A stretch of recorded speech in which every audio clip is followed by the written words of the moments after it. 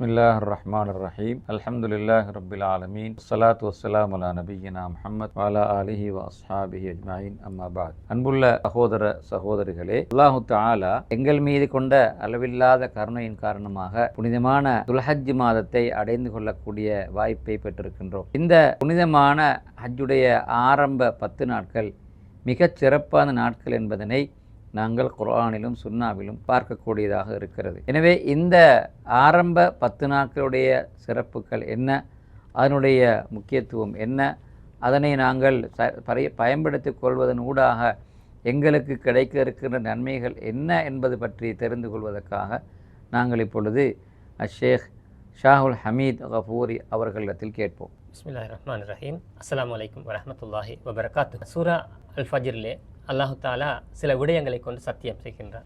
வல் ஃபஜ்ர் வலயாலின் அஷ்ர் வஷ்ஷஃப்இ வல் வத்ர். இந்த சத்தியங்கள் பற்றி ஜாபிர் ரலியல்லாஹு அன்ஹு அவர்கள் சொல்லுகின்ற போது வலயாலின் அஷ்ர் 10 இரவுகள் மீது சத்தியமாக என்று அல்லாஹு தாலா சொல்வது துல்ஹஜ் மாதத்துடைய முதல் 10 நாட்களை தான் குறிக்கிறது என்று அவர்கள் சொன்னார்கள். இரட்டை வஷ்ஷஃப்இ வல் வத்ர், இரட்டையின் மீதும் ஒற்றையின் மீதும் சத்தியமாக என்ற அந்த வார்த்தை, ஒற்றை என்பது அரஃபா தினத்தையும் இரட்டை என்பது ஹஜ் பெருநாள் தினத்தையும் குறிப்பதாகவும் அவர்கள் விளக்கம் தருகிறார்கள். அல்லாஹ் தஆலா சத்தியமிட்டு பேசுகின்ற அளவுக்கு இந்த நாட்கள் சிறப்புக்குரியதாக அமைந்திருப்பதை பார்க்கிறோம். ரசூலுல்லாஹி ஸல்லல்லாஹு அலைஹி வஸல்லம் அவர்கள் சொன்னார்கள், துல்ஹஜ் மாதத்தின் முதல் 10 நாட்களை விட அல்லாஹ்வுக்கு மிக விருப்பத்துக்குரியதும் சிறப்பானதுமான நாட்கள் கிடையாது. அந்த நாட்களின் அமல்களை விட வேறு எந்த நாட்களின் அமல்களும் சிறப்பானது கிடையாது என்று சொன்னபோது சஹாபாக்கள் கேட்டார்கள், யா ரசூலல்லாஹ், வலல் ஜிஹாது ஃபீ சபீலில்லாஹ், அல்லாஹ்வுடைய பாதையில் ஜிஹாத் செய்வதை விடவுமா இந்த நாட்களின் அமல்கள் சிறந்தது என்று கேட்கிறார்கள்.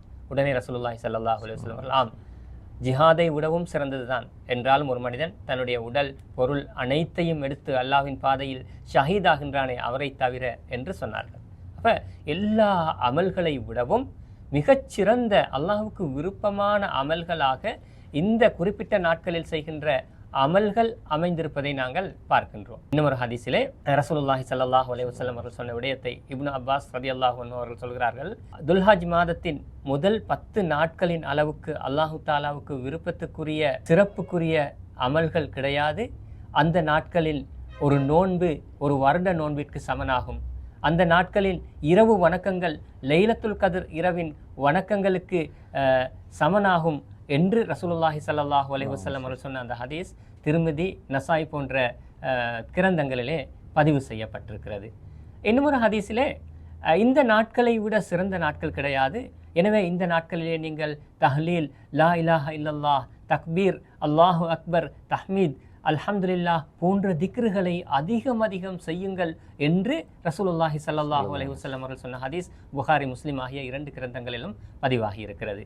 அப்ப இந்த நாட்கள்ல செய்கின்ற அமல்கள் ஏனைய எல்லா நாட்களின் அமல்களை விடவும் அதிகமாக இருப்பதாக ரசூலுல்லாஹி ஸல்லல்லாஹு அலைஹி வஸல்லம் அவர்கள் வழிகாட்டியிருக்கிறார்கள். ஆகவே இயன்ற அளவு இந்த நாட்களில் எல்லா அமல்களையும் நாங்கள் செய்ய முயற்சிப்போம். இந்த 10 நாட்களிலும் முடியுமான அளவு முதல் 8-9 நாட்களிலும் நோன்பு பிடிக்க யோசிக்கலாம். தஹஜ்ஜத் இரவு தொழுகைகளை அதிகமாக நிறைவேற்றுவதில் நாங்கள் சிரத்தை காட்டலாம். திக்ர்கள் அதிகமாக குறிப்பிட்டே லா இலாஹ இல்லல்லாஹ், அல்லாஹு அக்பர், அல்ஹம்துலில்லாஹ் போன்ற வார்த்தைகளை ரசூலுல்லாஹி ஸல்லல்லாஹு அலைஹி வஸல்லம் அவர்கள் வழிகாட்டி இருக்கிறார்கள். அதுபோன்ற ஏனைய திக்ர்கள், சதகாக்கள், நிறைய அமல்கள் செய்வதற்கு நாங்கள் இந்த நாட்களை பயன்படுத்திக் கொள்ள வேண்டும். என்றால் அல்லாஹு தாலா எங்களுக்கு சிறப்பாக்கி தந்திருக்கின்ற நாட்களில் இபாதத்துக்களினூடாக அல்லாஹுவை நெருங்குவதற்கு மிகப்பெரிய வாய்ப்பாக இருக்கிறது. இயன்ற அளவு நோன்பு பிடிப்போம், இரவு தொழுகைகளை கவனமாக தொழுவோம், சதகாக்கள் செய்வோம், குர்ஆனை அதிகமாக ஓதுவோம், குறிப்பாக இங்கே சொன்ன திக்ருகள் செய்வோம். அதிலும் விசேடமாக பிறை 9 வருகின்ற ரசூலுல்லாஹி ஸல்லல்லாஹு அலைஹி வஸல்லம் சொன்ன சௌம் யௌமி அரஃபா துகஃபிரு சனத்தை அல் மாலியா வல் காதிம். அரஃபா தினத்தின் நோன்பு 2 வருடங்கள் எனது பாவங்களுக்கு குற்றப்பரிகாரம் என்று ஸல்லல்லாஹு அலைஹி வஸல்லம் அவர்கள் சொன்னார்கள். ஆகவே அரஃபா தின அந்த நோன்பை மறக்காமல் எல்லோரும் குடும்பத்தோடு நாங்கள் பிடித்து எங்களுடைய 2 வருட பாவங்களை மன்னிப்பை பெற்றுக்கொள்வதற்கு கட்டாயமாக முயற்சி செய்ய வேண்டும். குறிப்பாக இந்த துல்ஹஜ் தலைப்பிறை தென்பட்ட நாளிலிருந்து இயன்ற அளவு நாங்கள் இந்த நாட்களை சிறப்புப்படுத்த முயற்சி செய்வோம்.